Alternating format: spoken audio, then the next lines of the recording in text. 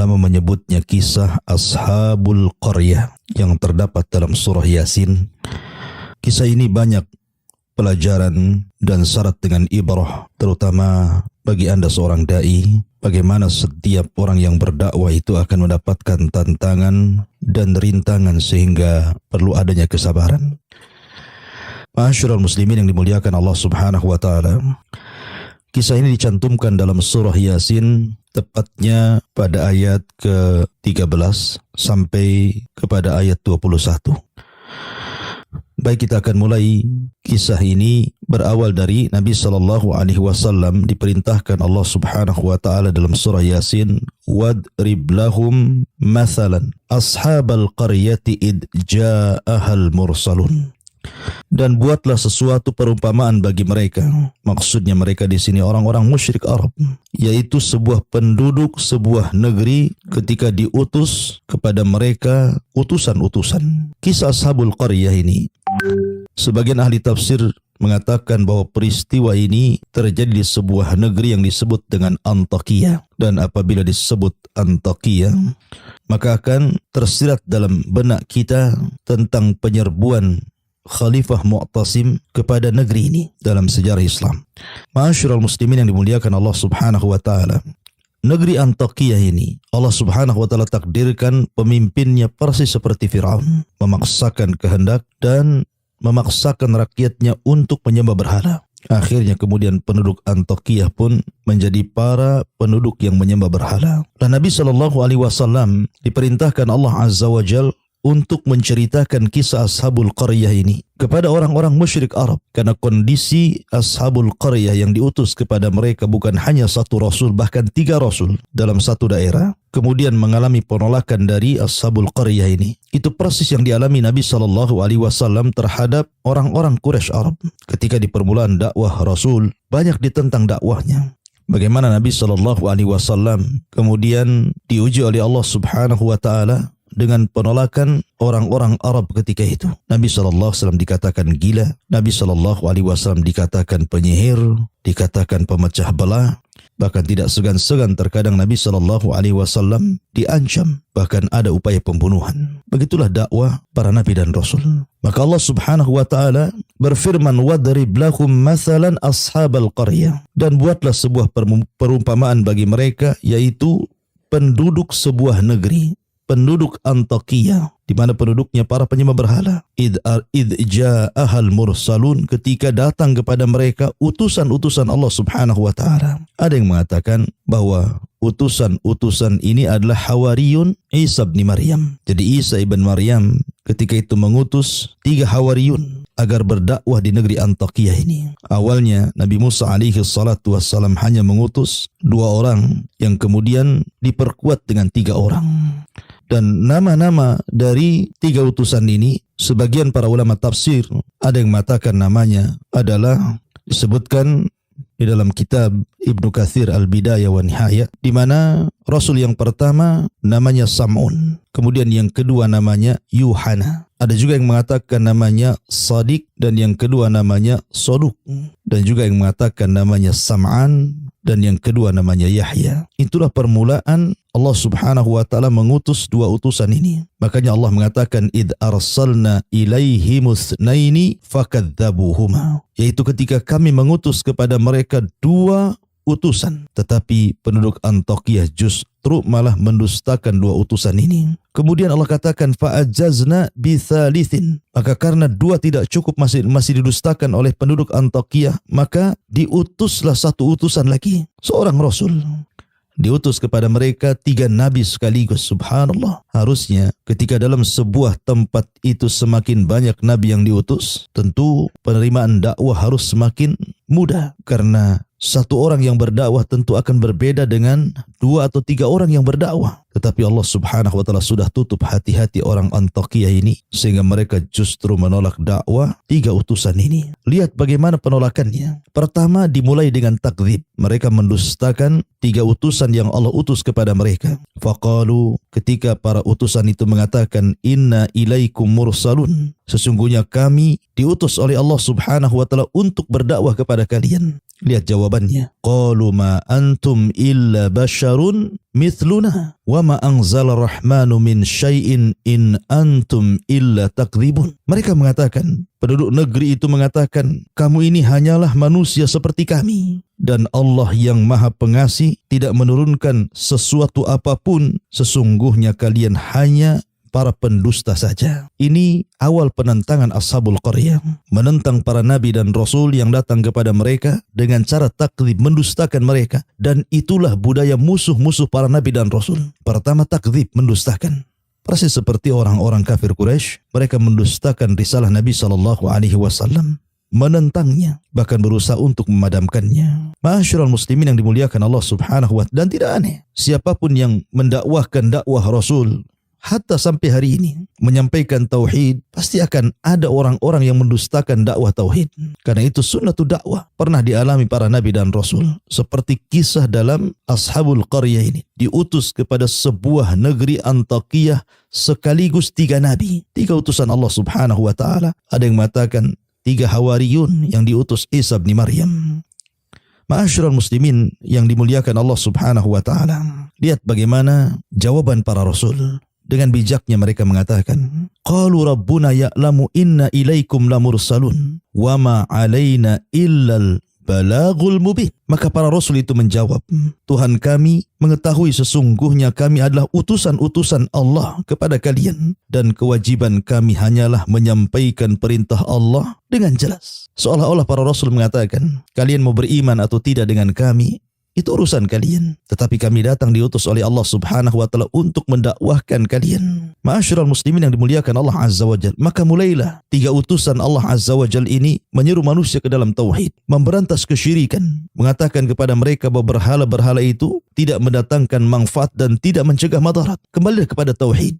Tapi mereka malah mengatakan, kalian ini hanya manusia sama seperti kami. Seolah-olah mereka mengatakan, kalau memang Allah Subhanahu wa Ta'ala mau, kenapa Allah tidak mengutus malaikat kepada kami? Kenapa mesti kalian yang diutus? Subhanallah. Padahal Allah Subhanahu wa Ta'ala mengatakan, lau ja'alnahu malakan la ja'alnahu rajulan. Sekiranya Allah Subhanahu wa Ta'ala mengutus seorang malaikat sekalipun untuk menjadi seorang rasul, tetap malaikat itu tidak mungkin dalam bentuk aslinya. Maka Allah katakan, seandainya kami jadikan Rasul itu malaikat, la ja'alnahu rajulan, tentu kami juga akan membentuk dia seorang laki-laki, seorang manusia. Tidak mungkin malaikat dalam bentuk asli berdakwah. Seperti Jibril yang memiliki 600 sayap, kemudian muncul di tengah-tengah manusia, mendakwai manusia. Bukan diterima, malah ketakutan orang. Artinya bahwa ketika Allah Subhanahu wa Ta'ala mengutus seorang nabi, seorang rasul dari kalangan manusia itu supaya mudah ditiru. Kalau seandainya rasul kita, nabi kita adalah malaikat, bagaimana cara menirunya? Malaikat itu tidak makan, malaikat itu tidak minum, malaikat tidak menikah, malaikat tidak punya keturunan, dan banyak sekali perbedaan kita dengan malaikat. Sehingga kalau seandainya rasul kita malaikat, macam mana kita akan meniru cara makannya, cara minumnya, cara nikahnya, cara mendidik anaknya, sementara mereka tidak memiliki itu semua. Makanya Allah Subhanahu wa Ta'ala mengutus manusia supaya mudah ditiru. Karena manusia itu nampak bagaimana cara makannya seorang nabi, kita tiru. Bagaimana cara minumnya seorang nabi, bagaimana cara ibadahnya, dan begitu seterusnya. Tetapi yang dikehendaki penduduk Antakya ini hanya sekedar mendustakan Rasul karena sombongnya mereka. Ini penolakan pertama. Penolakan yang kedua, istihza. Mulai mereka kemudian istihza, mengolok-olok 3 utusan ini. Lihat bagaimana Allah menggambarkan mereka memperolok nabi-nabi yang diutus kepada mereka. Qalu inna tatayyarna bikum la illam tantahu lanarjumannakum wa la yamassannakum minna adzabun alim. Qalu inna tatayyarna bikum. Allah Subhanahu wa Ta'ala berfirman, sesungguhnya kami bernasib sial karena kalian. Ya, mulai mengejek. Dulu sebelum datang kalian, kami tenang-tenang saja, kami baik-baik saja. Tapi setelah datang kalian kemari, yang konon kalian mendakwahkan dakwah yang benar kepada kami jadi sial. Ini istihza, mengolok-olok nabi yang diutus kepada mereka. Seolah-olah kesialan itu datang dari para nabi, padahal kesialan itu datang dari diri masing-masing. Kemudian yang ketiga, mulailah dari takdzib, mendustakan, kemudian mengolok-olok, sekarang tahdid, mulai mengancam. Apa ancamannya? La illam tantahu lanarjumannakum wa la yamassannakum minna adzabun alim. Sungguh jika kalian tidak berhenti berdakwah, menyeru kami, niscaya kami akan rajam kamu dan kami pasti akan merasakan dan kamu pasti akan merasakan siksa yang sangat pedih dari kami. Mulai diancam. Begitulah tabiat musuh-musuh para nabi dan rasul, musuh-musuh kebatilan, musuh-musuh ketika mereka menentang dakwah yang benar. Maka motifnya kurang lebih dengan apa yang terjadi kepada kisah Ashabul Qaryah ini. Berawal mendustakan, yang kedua istihza, mengolok-olok, yang ketiga mengancam. Dan itu pula yang dilakukan orang-orang Quraisy kepada Nabi SAW. Pertama mendustakan. Apa tidak ada orang lain kecuali engkau wahai Muhammad? Yang kedua mengolok-olok dengan dikatakan gila, tukang sihir, pemecah belah, tukang tenun dan begitu seterusnya. Akhirnya tahdid, mengancam untuk membunuh Nabi SAW. Dan itu menjadi sebuah kenyataan. Ketika hijrah, Rasul hampir mengalami pembunuhan. Kalau bukan karena Allah Subhanahu wa ta'ala menyelamatkannya. Ma'asyiral muslimin yang dimuliakan Allah Azza wa Jalla. Maka Allah katakan, qalu ta'irukum ma'akum a'in dzukirtum bal antum qaumun musrifun. Utusan-utusan itu berkata, kemalangan itu atau kesialan itu datang dari kalian sendiri. Apakah karena kamu diberi peringatan sebelumnya kamu adalah kaum yang melampaui batas? Tidak ada urusan kesialan dengan kedatangan kami dengan kesialan kalian. Ma'asyiral muslimin yang dimuliakan Allah Subhanahu wa ta'ala. Maka Allah Subhanahu wa ta'ala katakan, wa jaa min aqsal madinati rajulun yas'a qala ya qaumi ittabi'ul mursalin. Ketika permusuhan para nabi dan rasul dengan kaum Antiokhia ini semakin sengit dan negeri Antiokhia semakin mendustakan dakwah para utusan, terdengarlah ke sebuah tempat oleh seorang laki-laki, seorang ahli ibadah, seorang yang saleh, namanya Habibun Najjar, mendengar bahwa negeri tersebut menolak utusan. Maka Habibun Najjar, seorang laki-laki yang sedang sakit judam ketika itu, tapi dia ahli ibadah, dia orang saleh, maka dia ingin memperingatkan penduduk Antiokhia ini agar menerima dakwah para nabi dan rasul itu. Maka berangkatlah Habibun Najjar, sehingga Allah Subhanahu wa ta'ala katakan, wa jaa min aqsal madinati rajulun yas'a qala ya qaumi ittabi'ul mursalin. Dan datanglah dari ujung kota seorang laki-laki yang bernama Habibun Najjar dengan bergegas, dia pun berkata kepada penduduk Antiokhia, wahai kaumku, ikutilah utusan-utusan itu. Ikutilah utusan-utusan itu. Ittabi'u ma la yas'alukum ajra wa hum muhtadun. Ikutilah orang-orang yang tidak meminta imbalan kepadamu dan mereka adalah orang-orang yang mendapatkan petunjuk. Wa ma liya la a'budul ladzi fatarani wa ilaihi turja'un. A'attakidu min dunihi alihatan iyuridni rahmanu bidurrin la tughni anni syafa'atuhum syai'a wa la yunkidun. Inni idzan la fi dhalalim mubin. Inni amantu bi rabbikum fasma'un. Maka mulailah Habibun Najjar memberikan nasihat kepada penduduk Antiokhia yang menolak dakwah 3 utusan itu. Dan dia mengatakan, ikutilah orang yang tidak meminta imbalan kepadamu dan mereka adalah orang-orang yang mendapatkan petunjuk. Dan tidaklah ada alasan bagiku untuk tidak menyembah Allah yang telah menciptakanku, dan hanya kepadanya lah kamu akan dikembalikan. Mengapa aku akan menyembah Tuhan-Tuhan selainnya? Jika Allah yang Maha Pengasih menghendaki bencana terhadapku, pasti pertolongan mereka tidak berguna sama sekali bagi diriku, dan mereka juga tidak dapat menyelamatkanku. Sesungguhnya, jika aku berbuat begitu, pasti aku akan berada dalam kesesatan yang nyata. Sungguh aku beriman kepada Tuhanmu, maka dengarkanlah pengakuan keimananku. Lihat bagaimana Habibun Najjar terus menasihati, memberikan permisalan terhadap dirinya yang beriman kepada para utusan itu. Akan tetapi, apa yang terjadi ketika Habibun Najjar ini berusaha mengingatkan jangan tolak ajaran 3 utusan itu, justru akhirnya kemudian dia pun ditangkap. Ada yang mengatakan digalikan lubang, dimasukkan ke dalam lubang, kemudian dirajam sampai mati. La haula wa la quwata illa billah. Akhirnya orang soleh ini pun meninggal dunia. Padahal dia hanya mengingatkan kaum Antiokhia untuk menerima dakwah 3 utusan itu. Tapi apa yang terjadi? Justru penduduk Antiokhia malah membunuhnya. Dan ini awal daripada bencana. Membunuh orang soleh, membunuh ahli ibadah. Ketika Habibun Najjar ini kemudian dipukuli, dilempar dengan batu, dirajam, kemudian dikubur separuh badannya dan dilempari dengan batu. Sampai akhirnya Allah takdirkan dia pun meninggal. Ruhnya Allah masukkan ke dalam sorga. Ruh Habibun Najjar ini sempat Allah masukkan ke dalam sorga. Kemudian melihat-lihat keindahan sorga, melihat-lihat pohon-pohon sorga, istana-istana sorga, taman-taman sorga, dan semua nikmat yang ada di sorga. Maka Allah mengatakan dalam Al-Quranul Karim, qila dkhulil jannah qala ya laita qaumi ya'lamun bima ghafarari rabbi wa ja'alani minal mukramin. Maka ketika dikatakan kepada Habibun Najjar, masuklah kau ke sorga, maka dia pun ke sorga. Ketika itu dia berkata, alangkah baiknya seandainya kaumku mengetahuinya. Aku sudah di sorga sekarang. Coba kalau seandainya kaumku tahu bahwa ketika aku mati dan Allah masukkan aku ke sorga, tentu mereka tidak akan menolak utusan-utusan itu. Tapi mereka justru menentang nabi-nabinya. Maka Habibun Najjar kemudian mengatakan, alangkah baiknya sekiranya kaumku mengetahuinya. Apa yang menyebabkan Tuhanku memberikan ampunan kepadaku dan menjadikan aku termasuk orang-orang yang telah dimuliakan.